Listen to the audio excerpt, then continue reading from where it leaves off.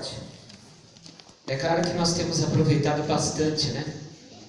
Esse período da semana de oração dos jovens. E claro que todos nós temos um espírito jovem, independentemente de nossa idade, porque estando nós ligados a Cristo, nós temos sempre a esperança da vida eterna e a paz que Ele nos concede. Gostaria de fazer uma pequena oração. Queria que os irmãos inclinassem vossas frontes. Bendito Deus, pedimos a presença de Teu Santo Espírito para aprendermos contigo. Que Tu venhas dividir o pão conosco, porque queremos nos alimentar do Teu amor. Abençoe-nos, em nome de Jesus. Amém. O pensamento hoje está centrado, desde o início dessa semana, na carta de João, a primeira carta de João. Gostaria que os irmãos acompanhassem comigo. No capítulo 2, no versículo 18, eu queria tecer este assunto sumamente importante ligado à profecia,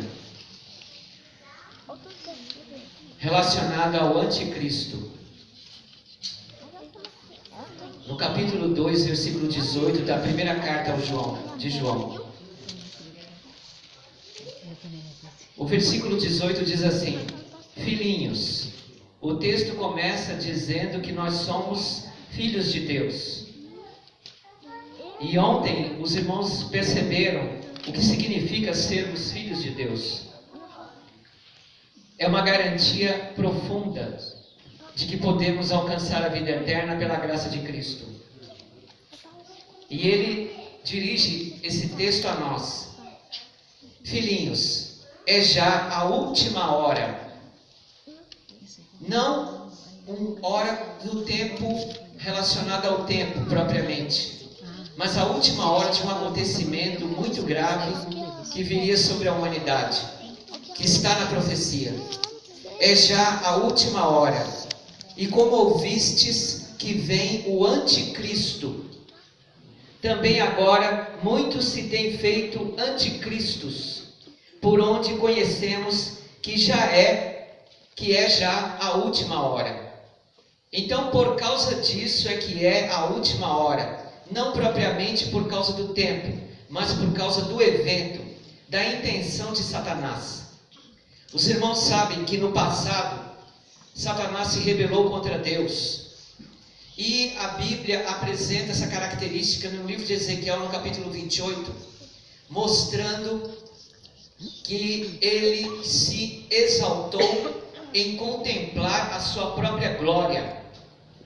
Na página 589 do Grande Conflito do Espírito de Profecia, a senhora White fala, pela direção do Espírito Santo, que Satanás estudou as leis da natureza, compreendeu profundamente as regras do universo, e ele começou a questionar sobre as leis que Deus havia estabelecido. Ele acreditava que essas leis da natureza deveriam ser modificadas. E nele mesmo, ele se achava muito belo, mas essa formosura que ele achava em si, não foi apenas a questão da aparência dele, que o convenceu a imaginar-se ser melhor do que os demais, mas foi o fato de que ele poderia ser mais puro, mais sábio do que o próprio Deus.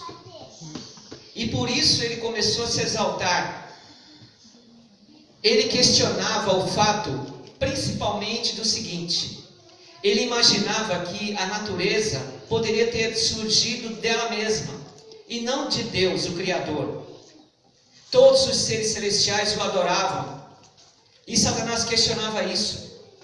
Ele achava que ele poderia ter aparecido do nada, e que se essa história de que Deus criou alguma coisa seria uma mentira. Disfarçadamente, sorrateiramente, ele tentava conduzir vários anjos celestiais a se colocarem numa posição contra Deus. Diversas vezes ele se disfarçava. Ele chegava à frente do trono e adorava a Deus, mas o coração dele estava em absoluta oposição à glória do Eterno. Os irmãos sabem que no passado, quando isso começou a se tornar mais evidente, se os irmãos observarem no próprio capítulo 28 de Ezequiel, a Bíblia diz que Satanás foi expulso, ficou manifestado o seu caráter. Mas esta expulsão ocorreu dentro do santuário celestial para fora. Os irmãos podem observar o texto, que Satanás foi expulso do Monte Santo de Deus. Exatamente pelas descrições da Bíblia, ele foi expulso do santuário, porque ele era querubim cobridor. Ele estava próximo ao lugar santíssimo. Ele compreendia profundamente o caráter de Deus, mas ele não aceitava mais. É exatamente isso o caráter da impiedade. A impiedade, ela questiona Deus o tempo todo. Quando ele foi expulso, ele ainda tinha acesso aos anjos celestiais.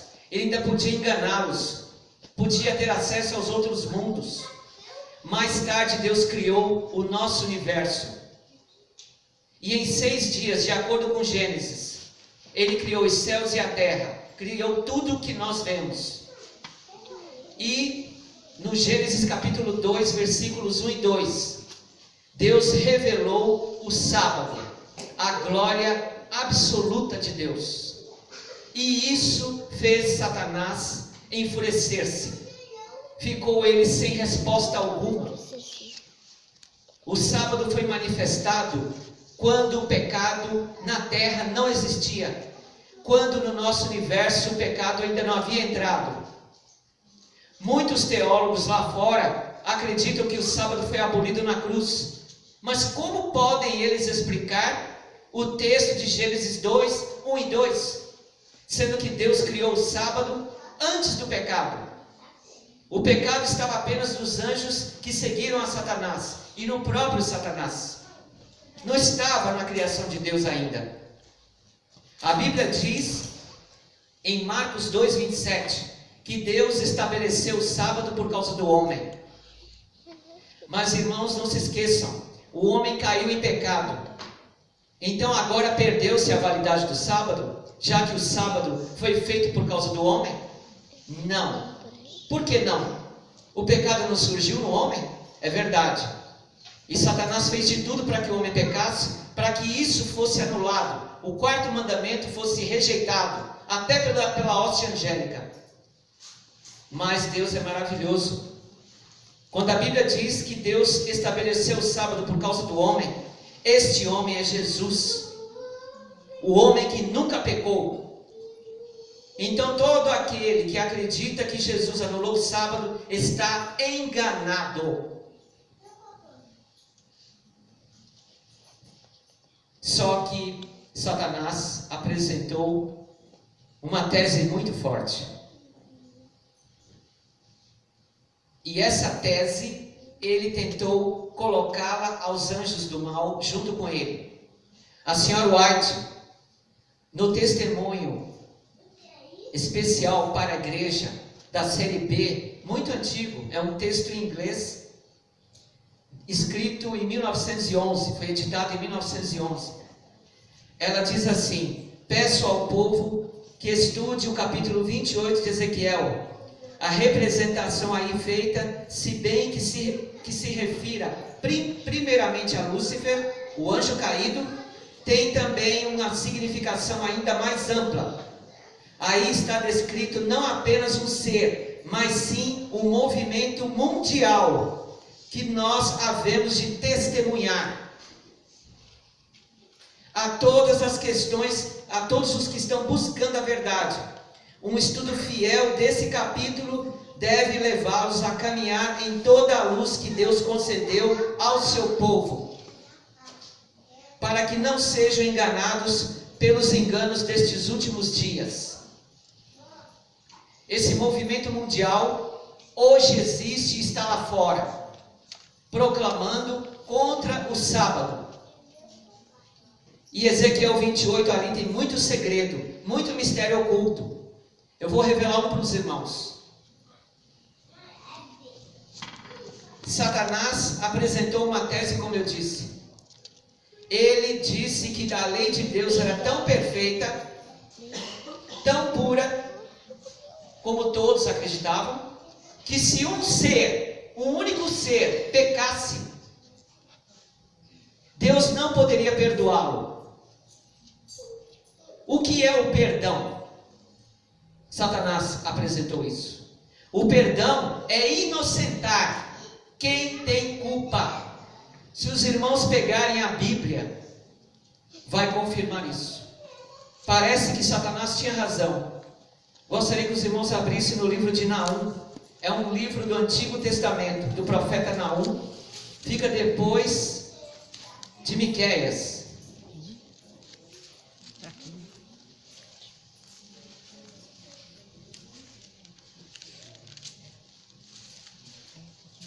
Fica depois do livro de Jonas, de Miqueias, depois de Daniel.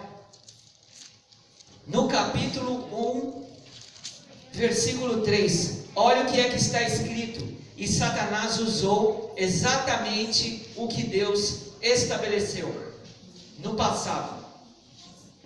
O Senhor é tardio em irar-se, mas grande em poder, e ao culpado não tem por inocente.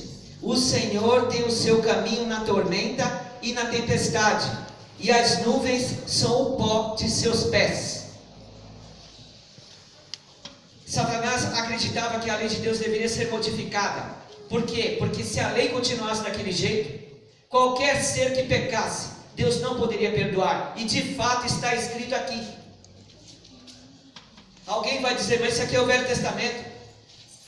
Meu caro, o Velho Testamento é inspirado por Deus.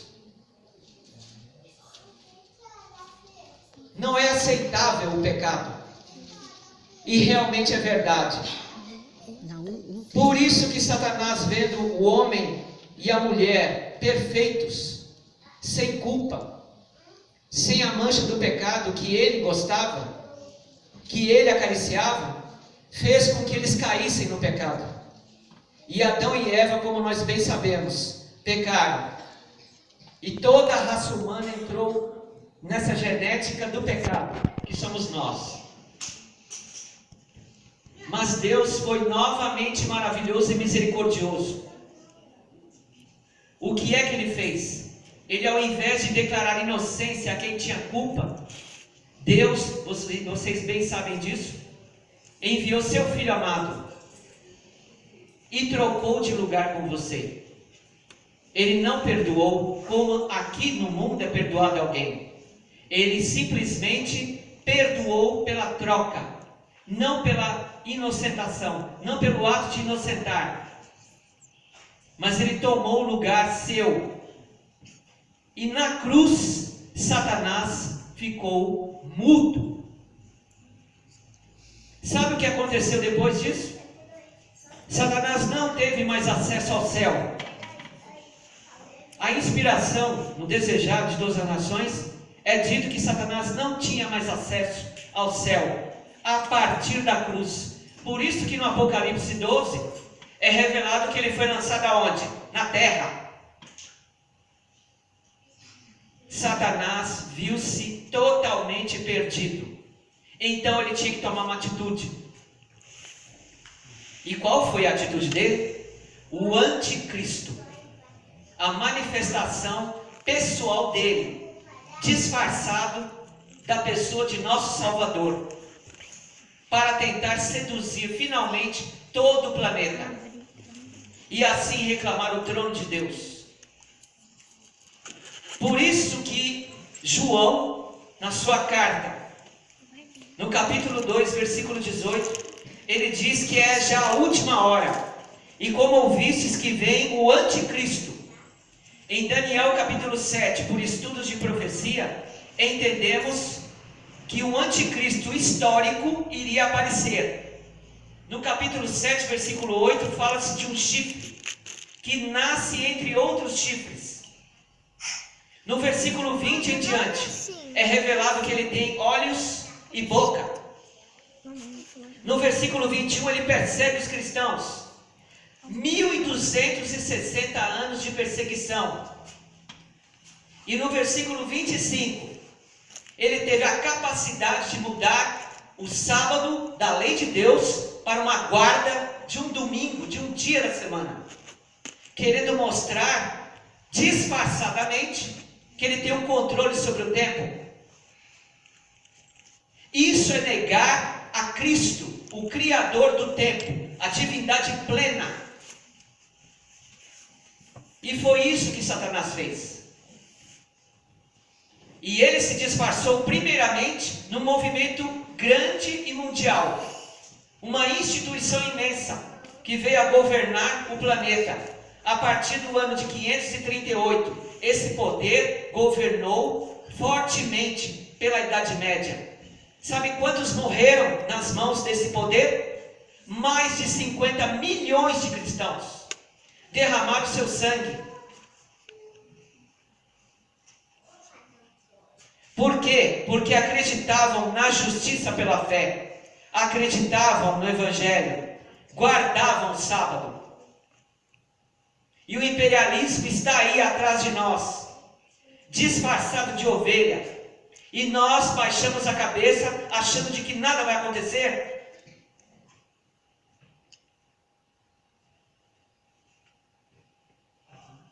O versículo 19 diz, continuando só uma parte do verso 18: também agora muitos se têm feito anticristos, por onde conhecemos que é já a última hora. Satanás induziu mentes humanas a preparar um grande movimento mundial, institucional, poderoso e político, para finalmente derrubar a nossa humanidade, finalmente nos destruir. Só que tem algo muito grave aqui para os irmãos. O versículo 19 eu considero gravíssimo. Olha como diz: saíram de nós. Quem? Os anticristos. Mas não eram de nós. Porque se fossem de nós, ficariam conosco. Mas isto é para que se manifestasse que não são de nós, de todos nós. Naquele tempo os judeus introduziram suas culturas para destruir o Evangelho, mas não conseguiram, porque havia um poder muito grande entre os discípulos, chamado a chuva temporã, e o Evangelho não foi derrotado. Mas com o decorrer do tempo, Satanás, percebendo isso, começou a introduzir uma nova estrutura de pensamento, uma nova ideologia, anulando a lei de Deus pela cruz, ou fazendo com que as pessoas tentassem se salvar pelas obras.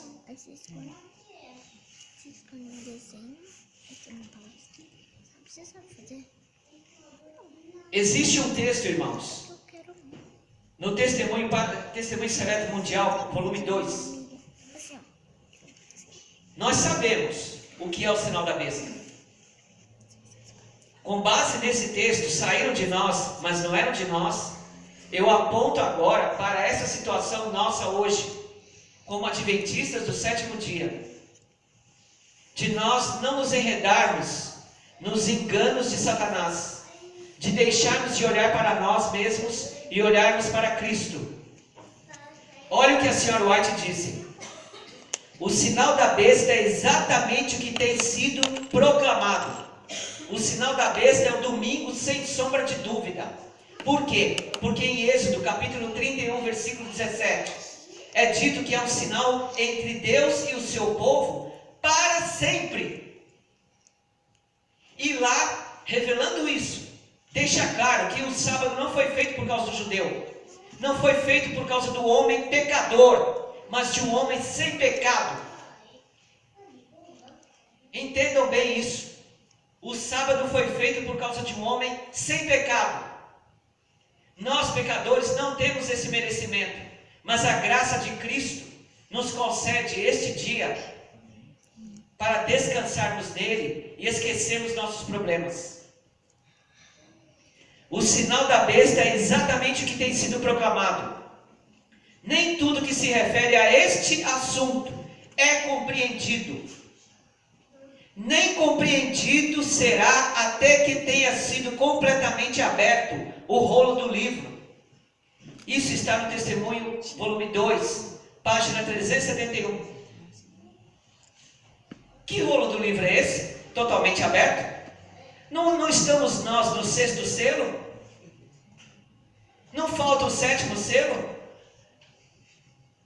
Até o 7º selo ser aberto, tudo que vai ser revelado acerca do sinal da besta, acerca da imagem da besta, será muito maior do que nós imaginamos. E será com a presença de um ser, de um anticristo, não literal, mas espiritual, que há de se disfarçar na pessoa de nosso Salvador e enganar terrivelmente a humanidade. Eu digo espiritual, não porque ele não será visível, não é isso. Vou dar um exemplo para os irmãos. Imagine uma maçã. Quem é que fez a maçã? Não foi Deus? A maçã, irmãos, é visível. Se foi Deus que fez a maçã, não foi o homem. Então nenhum homem tocou na maçã, na sua estrutura, quando ela foi germinada. Certo? Então quem fez? Foi Deus. Então isto significa que a maçã é espiritual. A espiritualidade não é limitada apenas àquilo que você não vê. A espiritualidade ela vai muito mais além. Ela é um livro da vida, um livro da ciência. No livro Educação, página 123, a inspiração diz o seguinte: que nós temos que derramar a luz da Bíblia sobre o livro da natureza e derramar a luz do livro da natureza sobre a luz da Bíblia, sobre o livro da Bíblia. O livro da natureza, quem escreveu foi Deus. É livro espiritual também, mesmo que eu veja, mesmo que eu toque. É ciência de Deus, não é ciência humana. Então Satanás, sabendo disso, ele há de se personificar e aparecerá com uma luz gloriosa, como se fosse o próprio Cristo, que nós tanto aguardamos. O que é então o sinal da besta, além do que nós compreendemos como domingo? Já que nem tudo que se refere a este assunto é compreendido, nem compreendido será até que tenha sido completamente aberto o rolo do livro?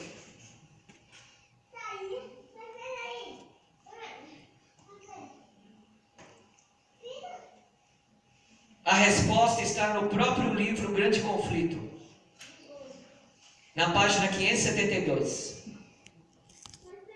Ela se refere a grupos de pessoas que, quando têm uma consciência doendo por causa de algum pecado cometido, elas abafam essa consciência, sabe como? Fazendo algo bom. Não se arrependem do que fizeram antes. A essas pessoas, olha o que a senhora White disse: o papado está bem adaptado a satisfazer as necessidades de todas essas pessoas. Está preparando para as duas classes da humanidade, abrangendo o mundo quase todo. Os que desejam se salvar pelos seus méritos e os que desejam ser salvos em seus pecados. Eis aqui o segredo de seu poder. Então todo aquele que quer se salvar pelas obras, ou todo aquele que quer ser salvo em seus pecados, recebe o sinal da besta.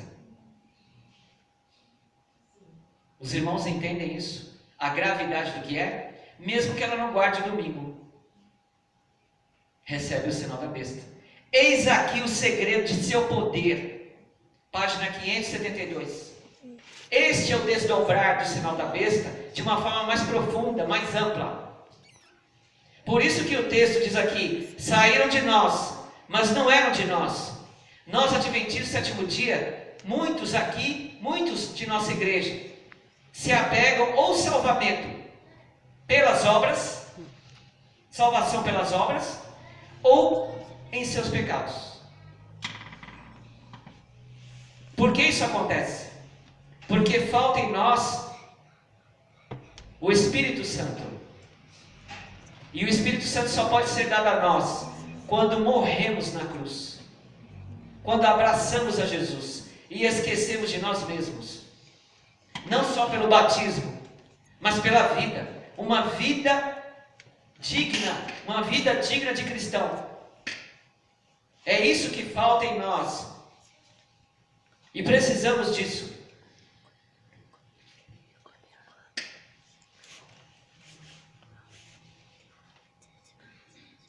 No livro de Mateus, capítulo 24, quero que os irmãos acompanhem.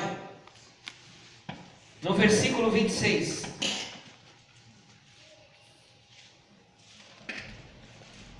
Olha como o anticristo irá se manifestar. Primeiro, Cristo fala daqueles que dizem ser o Cristo. Depois, ele diz, no versículo 26, portanto, se vos disserem, eis que ele está no deserto, não saiais. Eis que ele está no interior da casa, não acrediteis. Esse texto, quero que os irmãos meditem nele, porque este texto, ele é tanto espiritual quanto literal. Quando o falso Cristo se manifestar, ele poderá estar dentro de uma casa mesmo, e chamar outras pessoas a irem vê-lo. Poderá estar no deserto, lá entre os judeus e os árabes, e dizer que proclamar finalmente a paz para a humanidade. Porque lá no Oriente Médio, os irmãos sabem, só está em conflito e em guerra. Isso é verdade, o texto diz isso. Não posso negar. Não podemos negar. Mas será que isso nos capacita a nos protegermos contra Satanás quando ele se disfarçar em Jesus? Eu vou mostrar para os irmãos que não é bem assim. Eis que ele está no deserto. Em 1 Coríntios 10, 7, Paulo dá um exemplo do que aconteceu no deserto no Antigo Testamento. Sabe o que aconteceu? O povo caiu numa idolatria terrível lá no pé do Monte Sinai. Adoraram um bezerro. Eu não sei se os irmãos sabem, mas esse bezerro de ouro, ele tem uma ligação com o deus Apis. E o deus Apis está relacionado a pagãos do passado que adoravam o sol. E o domingo, na língua latina, é dies solis, dia do sol. No inglês é Sunday, dia do sol. Sun, sol. Sunday, dia do sol. Mesma coisa. E o que isso significa?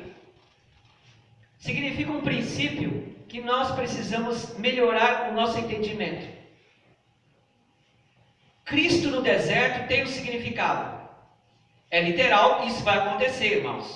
Ele poderá estar mesmo no deserto. Quem? O falso Cristo, Satanás personificado. Não há dúvida. Mas tem um significado além desse? Tem. O Cristo no deserto é o que nós temos ouvido aí fora. Que Cristo é esse? Um Cristo que anulou a lei de Deus, que promoveu a idolatria, que disse que ele aboliu na cruz. Este é o Cristo do deserto. Um Cristo isolado, que não ama ninguém, que está preso ao seu egoísmo, lá fora, que pode fazer o que quiser, porque o deserto, irmãos, é um lugar que não tem política. Ninguém quer governar o deserto. Pergunte ao presidente se ele gostaria de governar uma região desértica. O que tem ali? O que é que ali pode produzir? Comercializar? Industrializar? Produzir lucros sociais? Políticos? Não tem ordem. O deserto é essa característica que nós vemos hoje. Um Cristo que se prega, que diz que a lei foi abolida. Por isso que o povo de Israel lá no Monte Sinai, caiu numa idolatria. Adoraram outros deuses. E isso que eu estou dizendo para os irmãos não é invenção minha, não. Não sei se os irmãos conhecem, mas existem um conjunto de livros chamado História da Reforma do século XVI. Graças ao bom Deus eu tenho esse livro, essa coleção.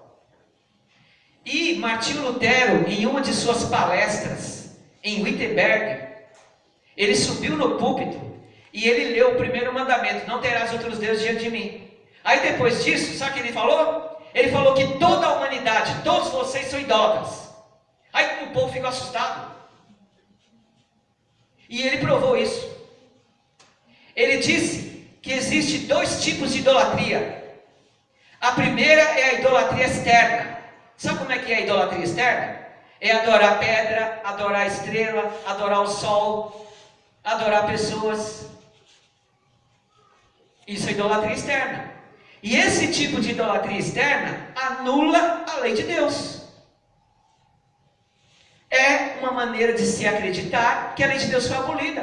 É o Cristo do deserto. Quando o Cristo do deserto vier personificado, ele vai colocar essa ideia na mente de quem tem a voz dele no coração. Não tem a voz do Espírito Santo no coração, mas sim a voz dele. E ele há de enganar. Na página 624 do Grande Conflito, a senhora White deixa muito claro que ele virá com uma voz mansa e doce, e será quase impossível resistir ao engano dele. Está escrito assim: quase impossível. E o que diz então o Cristo que está no interior da casa? Do versículo 26. O que isso significa?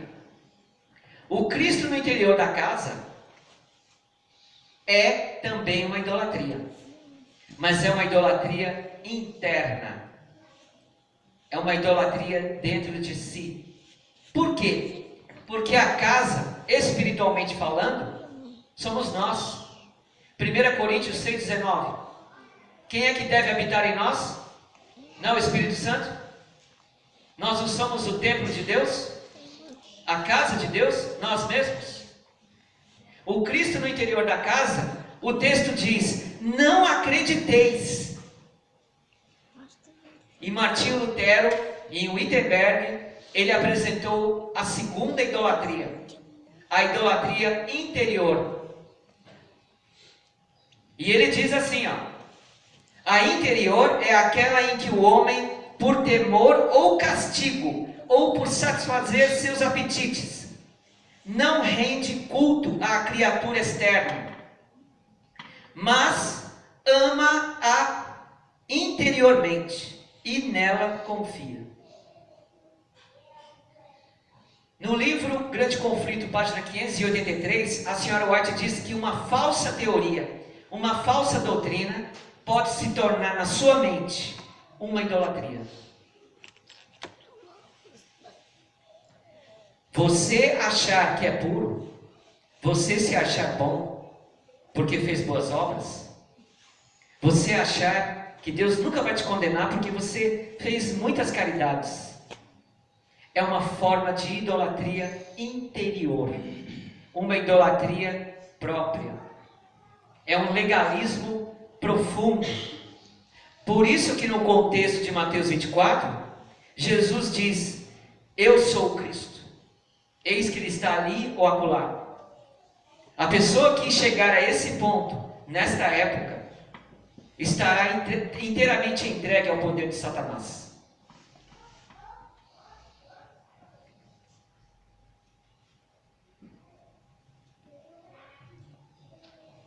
Só que há uma bênção aqui, no versículo 27. Porque assim como o relâmpago sai do Oriente e se mostra até o Ocidente, assim será também a vinda do Filho do Homem. Esta é a revelação de Cristo real. Toda a humanidade irá vê-lo. Em Apocalipse capítulo 1, versículo 7, diz que todo olho o verá quando ele aparecer. E na carta de João, no capítulo 2, versículo 28, diz assim: E agora, filhinhos, permanecei nele, para que quando ele se manifestar, ele quem? O verdadeiro Cristo, tenhamos confiança e não sejamos confundidos por ele na sua vinda. Por que essa confiança? Porque teremos certeza de que a salvação estará encontrada nele, não em nós. Teremos certeza de que o sábado é real e não um outro dia. E teremos absoluta certeza de que ele será como o relâmpago que sai do Oriente e se mostra no Ocidente. Toda a terra, mesmo sendo redonda, ele aparecerá a todos os olhos. Todas as nações, tribos e línguas, com uma glória maravilhosa. Só vou contar um exemplo para os irmãos. Os cientistas recentemente fizeram uma experiência com a luz. Eles pegaram uma tela grande, puseram 2 furos, um distante do outro, nessa tela, 2 buracos. E eles pegaram uma lâmpada e jogaram nesses 2 buracos. Havia uma tela atrás. Eles pegaram uma lâmpada, emitiram a luz dessa lâmpada nos 2 buracos. Sabe o que eles descobriram? Que a luz que saía dessa lâmpada, ao entrar nos 2 buracos, ela não se dividiu. A partícula que passou nos 2 buracos não se dividiu. Ela entrou nos 2 buracos sem se dividir ao mesmo tempo.